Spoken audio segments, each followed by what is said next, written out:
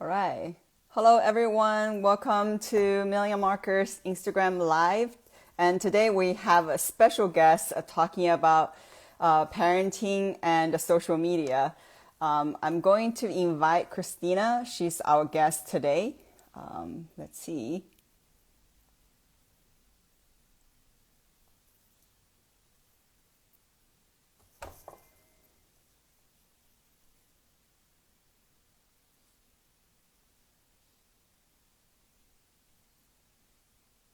I'm trying to add Kristina.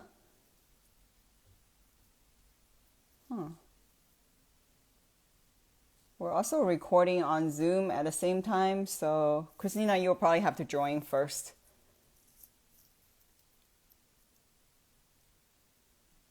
While I'm adding Kristina, for anyone who have not seen us before, at Million Marker, we're dedicated to creating happier, healthier household. So our Detect and Detox test kit helps measure levels of harmful chemicals in your urine, and then that can disrupt your hormone and then complicate your fertility journey. So once we have kids, it doesn't stop there. The work doesn't stop. So, and then we need to create, meaningful connections with the kids. So, which is a lot more challenging than it sounds, and especially in the era of social media. And then that's why we're really happy to have Kristina joining us today. She's the founder of Impactful Parents.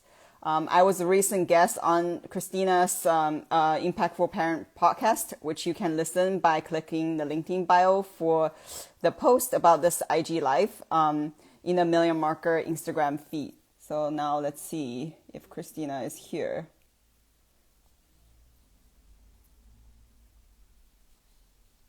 There she is.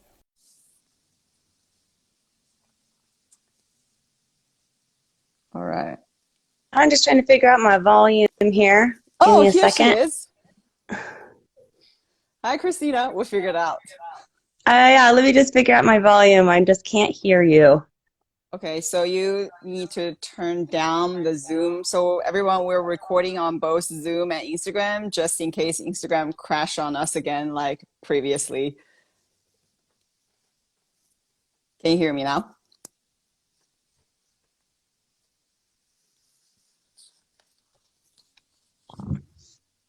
I can hear you. Okay, can you hear me okay? Yes, perfect, perfect. Okay, finally I got it. Oh, yay, welcome. Welcome. Thank First you. time. So Kristina, so thank you so much for joining us today. Could you tell us a little bit about your background and what led you start Impactful Parents? Yeah, sure. So I've been a teacher for over 20 years and I taught all different age groups. I had a really unique teaching experience where I got to teach all the way from preschool to high school, even within a single day because I was an elective. So I taught so many things, but I loved it. It was awesome. And then, life got crazy and things change and I got a divorce and I was like, what am I going to do? I need something different. But I really wanted to still serve people. And I really believe in like helping kids. And that's one thing that I knew really well with working with kids day in and day out for over 20 years of all ages is like, oh, I want to help kids from the source, which is the home. So that's why I founded the Impactful Parent. It's a way of helping parents connect with their kids. I like to say that I help parents turn their chaos into connection with their adolescent. And I just happen to love middle schoolers. They're like my favorite age group ever, but I know that makes me weird, but maybe I can pass that along to some other parents who are having some trouble. So that's kind of how it all came about. I just wanted to get out of teaching so I can focus more on my own 4 kids because I'm a single mom of 4. And I just saw that I needed to focus more on my family than on teaching but still serve, and this is my best way to do it. Yeah, this is incredible. 4 kids is quite a bit. So how have Yeah. they impacted your Impactful Parents business? Well, they are my biggest fan. They are so great. My kids, especially my teenagers who do do have social media, they like my posts and they're supportive, and it's been really great. And it's been awesome for them to watch me do something really outside of my comfort zone and so different and take a risk. And it was really, retrospect, looking back, really good role modeling. And I hope that I encourage them to do the same so that they could be young entrepreneurs themselves. You're an inspiration for them. So what is impactful parenting to you? So to me, to be an impactful parent is just to, you're a lifelong learner as a parent. You know, it's like none of this is easy. There are no rules. There's no right or wrong because every kid's different. And so what works for one kid is not going to work for the next. Then right when you think you got things figured out, it changes all over again. And your kids grow up and now what used to work doesn't. So to me, being an impactful parent is really continuously learning how to be impactful in your kids' lives. And to do that, I feel like it's a little bit of learning along the way as they grow. And there's tons of content for parents that have babies, tons of content. I mean, when you got a baby, you're just so excited and you download all the stuff and you watch all the videos and you buy all the books. But then something happens when your kid turns about 10 and all that kind of falls off. And instead of all the mommy groups that you used to go to, that you don't go to them anymore. Instead of all the field trips that you used to take your kids on, even like volunteering in the school, now they only want a few volunteers because they don't want all those parents in the classroom anymore. And you lose that connection with other parents. You lose that, some of that just interaction that you get with your kids. And so to me, you got to go and find it somewhere. To be an impactful parent, you got to continuously learn. You can't stalemate it. You can't just like, okay, now you can wing it and that's okay. But you can't, if you really want to be the best parent you can, you're going to be learning along the way as your kids grow. So that's why I created this. I'm hoping that I can just help parents learn as their kids grow into their adolescent years. Also a great role model, inspiration for the kids. This is incredible. So communicate, Thank you. obviously, like communication is like really important during this process. You know, what are some like common mistakes that both sides face, you know, the parents and the kids face in miscommunication? Oh my goodness, so many things. Like, I would say that the most common mistake that parents make with miscommunication is they think that their kids can read their mind. And I know that there are parents out there listening to this right now saying, no, I don't, but you do. You kind of do, because you set out expectations and you think that your kids know them. And a lot of times they don't. They just, it goes over their head. And there's a lack of just really communicating clearly amongst parents. And sometimes that's because we're busy and we're just saying, hey, go pick up your room. And we're yelling from the other room. And that's really easy to ignore if you're not even in the same room as your child and you're asking them to do something. To you assuming that the kids know some certain basic stuff when really they don't. And so I feel like that's a big communication breakdown that a lot of us have. And from the kids' perspective, they also do a lot of assumptions. It's just a whole bunch of assumptions. We assume that our parents, you know, they know all the answers. We assume that they're going to say no sometimes instead of saying yes, because that's the pattern that we created for them. Or it's a lot of assumption, and then the communication breakdown happens. And it's really sad because it doesn't need to be that way. So there must be like tips you have, which we can go over later, for parents, how to actually mitigate or change this miscommunication. Of course. Yeah. Lots of tips. Yeah, lots of tips. Awesome. So then what do you think about the role of, you know, social media and smart devices have impacted, you know, relationship between parents and kids? Because I've seen like a lot of my friends who have kids, especially as they grow older, they are on social media or they're on screen all the time.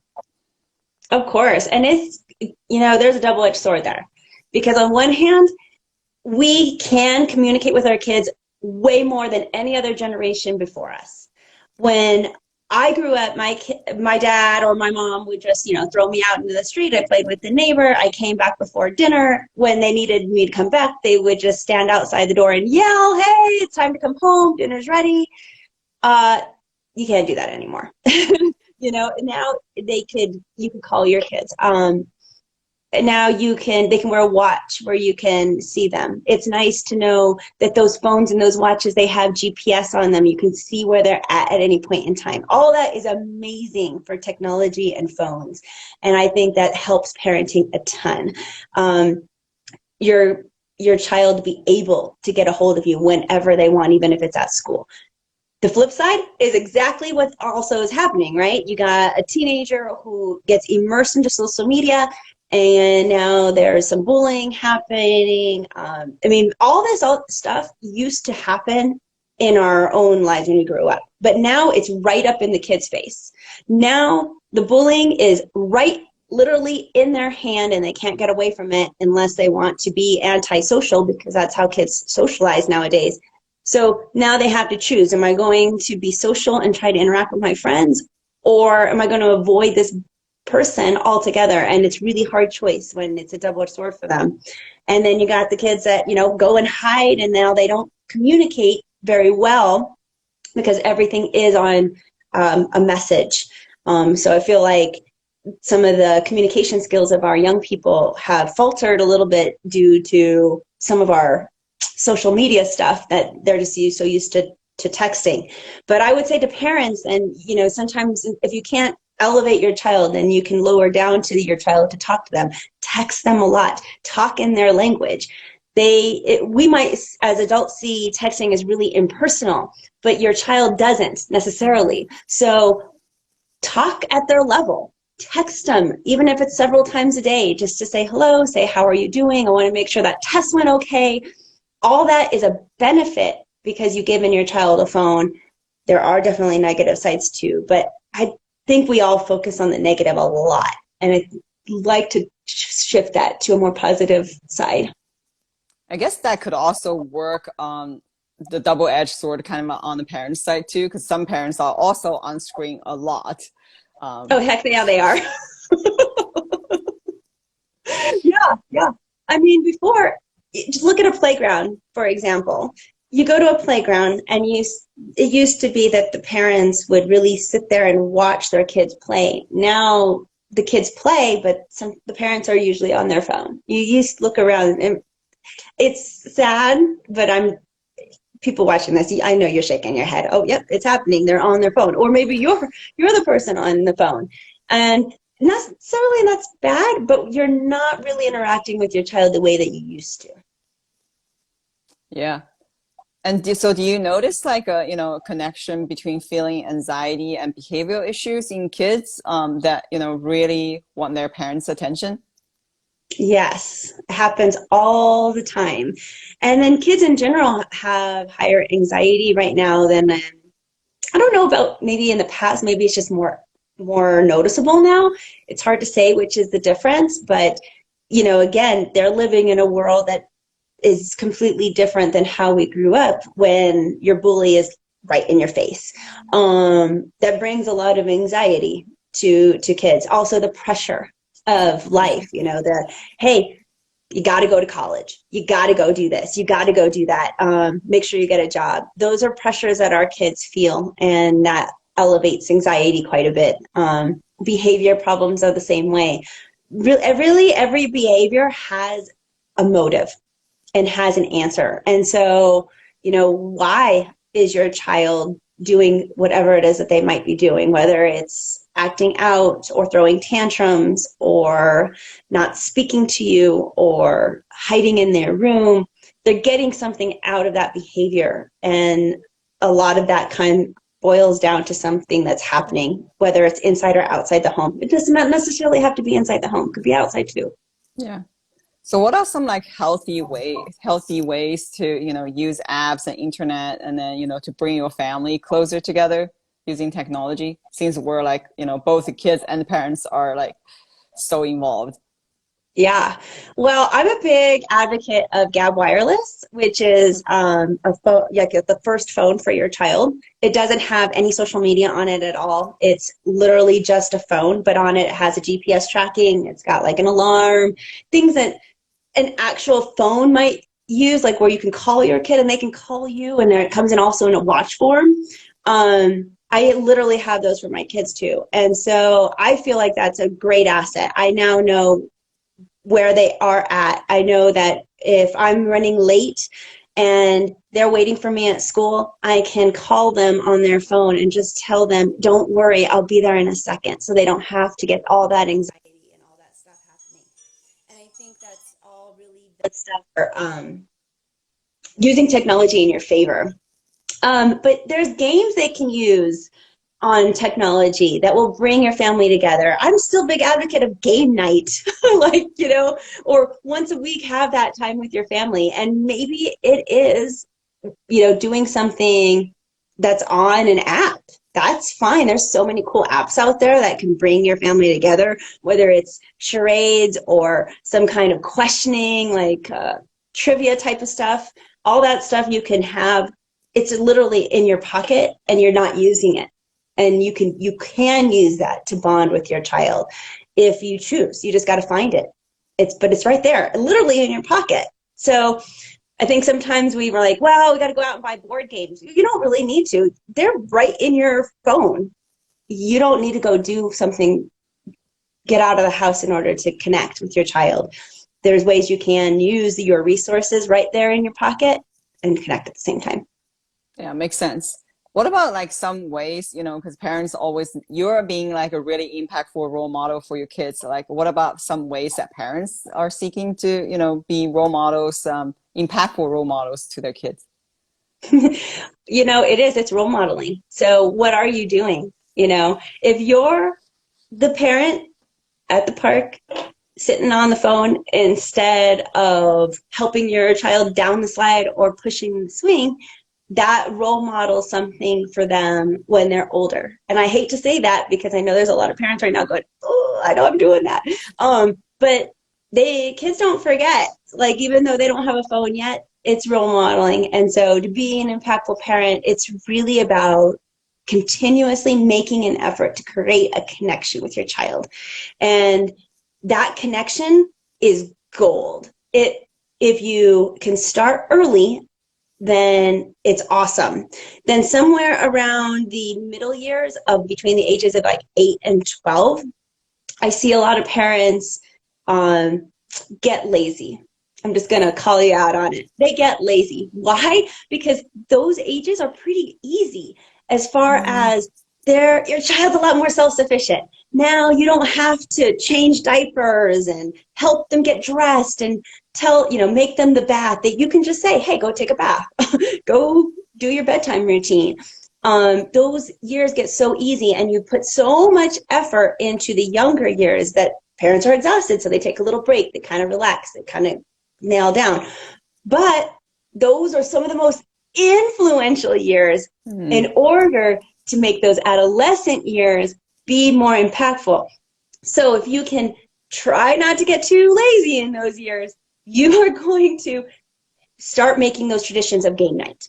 Start making those traditions of, no phones, no electronics at the dinner table. We eat together, even if you don't eat together every night, because it's hard. I mean, come on. We are so freaking busy nowadays. It's so hard to have a meal. But once a week, twice a week, 3 times a week, if you can, at least, do a meal together. No electronics. That's a tradition. That's like a precedented rule. These are the years where you're making those rules, those traditions, those expectations for the adolescent years. And then the adolescent years come. And now if you've made that foundation, it does help when all those hormones kick in and they don't want to, because now it's an expectation that it's nothing new. Now it's so much harder to take a hormonal, out of their mind adolescent and tell them to do something they don't want to do than it is for you to say, this has been the rule. We've always done this. It's a lot more, they accept it. They may still grudge, but it's a lot easier for them to say, okay, I'll sit at the dinner table and I'll put my phone down for 30 minutes. And it's easier for them because it was expected. So again, creating that time, even when it's a little bit easier, that is really important, even in those pre-years. Yeah, that makes perfect sense. I guess my parents made me do that too. Oh, well, back then there was not a lot of social media, but they always made sure I wash dishes, regardless if I eat or not. So what are some healthy ways for parents and children to iron out any miscommunication? Because we talked about miscommunication, it happens so often. So what are some good ways to do that? My best tip I'm going to give you is show your child what you want. Not tell them, show your child what you want. So many times, one of the biggest mistakes parents make is, I'll just say, clean your room. Clean your room, for example. Clean your room so that you can even go out with your friends. If we're talking about an older kid. Clean your room. So they clean their room and they said, I'm done, I'm going to clean my room. And you go and check on it and you're like, what? You made your bed, but there's still stuff all over the floor. No. Let's try it again. And then you show them what you need them to do in order for them to clean their room, in your opinion. But you never said that before. You didn't really, really tell them. You got to show them. You can tell them, but then that's much easier to forget. If you say, I need you to pick up these things on the floor, and you point to them. I need you to actually fold those and put them into that dresser right there. It's exhausting. I'm not going to lie. It's exhausting, but it's clear. And that is one of the best tips I can give you for communicating better with your child. Show them. Again, it takes much more effort than maybe you want to do, but it works. This is like a really, really practical tips. So then I know you offer like many services. So for parents have, relationship issues or other issues with their kids, it's very challenging. And what's a session with you look like? Oh my goodness. Well, it would be different for different people. But I do online classes. So you don't even need to be with me personally if you didn't need to. You could join one of my online classes. I do moms groups a couple times a year when we come together and we talk about moms groups. Those are really important because it creates community. And again, older parents don't have that parental community that they used to have when their children were little. And I don't know about you, but I miss it. I miss that parent camaraderie. So those mom groups are really important. And with those, I pick a topic and we talk about that topic and extensively through that particular session. And I'm open to other topics that people want to bring to the table and say, next week, can we do this? Because it's really been bothering me. Be like, sure, let's talk about that. And we'll brainstorm for you because you're always never the only one that's going through something. So we talk about it. And then there's a one-on-one coaching. And one-on-one coaching is really catered to you because, what is it that you need? It'll start off with some general, hey, I just need to get to know your family. I can't help you until I know your family. So the first couple sessions, I'm asking you all about your family. Tell me all about it. I want to hear about their personalities. I want to hear about everything so that way I have a picture in my brain. Then from there, start asking me questions. What do you need help with? Specific things. Is it I can't get them to stop biting kids at school, or I can't get my teenager to come out of their room and spend time with us. Okay, so then we start talking about specific problems that are catered to you so that we can brainstorm on how we can fix them. And I can do family coaching too. So sometimes those can be really impactful because, you have a child who's willing to talk to me, then it opens up a whole new realm of being able to get some help because now I get to hear it from the child's perspective and I can also help together. Those tend to be the most impactful kind of sessions. Yeah, this is awesome. So what about, tell us a little more about your podcast because your Impactful Parent podcast has a ton of really wonderful resources for parents. Yeah. So the podcast is every week because I believe in that continuous learning of a parent. Every week I put out at least one parent education video. Last week I had you, which was amazing. um, and we talked about the toxins all around us and how to live a healthier lifestyle because it's so important. So we have guest speakers come on once a week and educate us in some way, whether it's healthier living to how to help a parent, to help your child, gadgets that to use that can make your life easier, and technology. I have a gadget guy who comes on from time to time. He's amazing. Parent education stuff. And then on top of that, I do a question and answer day. So you can submit questions to me and I will answer them live on video and put that into the podcast also. So anywhere from why does my child chew on their shirt all the time to what do I do about my child yelling back at me? What do I do if I think my child's addicted to Minecraft? I've done all those topics before, and so I make sure I record them, I put them onto the podcast, and now another resource right in your pocket. When you're doing laundry, you can listen to some parenting tips that might help you be a more impactful parent, or on a run, or in the car. I really actually try to keep my parent education videos between like 5 and 15 minutes if I can, because it's a car drive.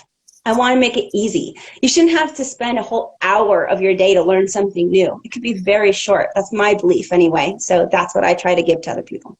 Yeah, I remember those guidelines, and I thought it was really, really on the point. Love it. So thank you so much. So everyone, be sure to follow Kristina at the Mindful Parent, the Impactful Parents on Instagram, and then you can also check out her website at theimpactfulparent.com. And then also check out the podcast, obviously. And so you can listen to that, and then plus all other great content. So thank you so much, Kristina. Thank you. I really appreciate it. Talk to you later. Thank you, everybody, for joining. Bye.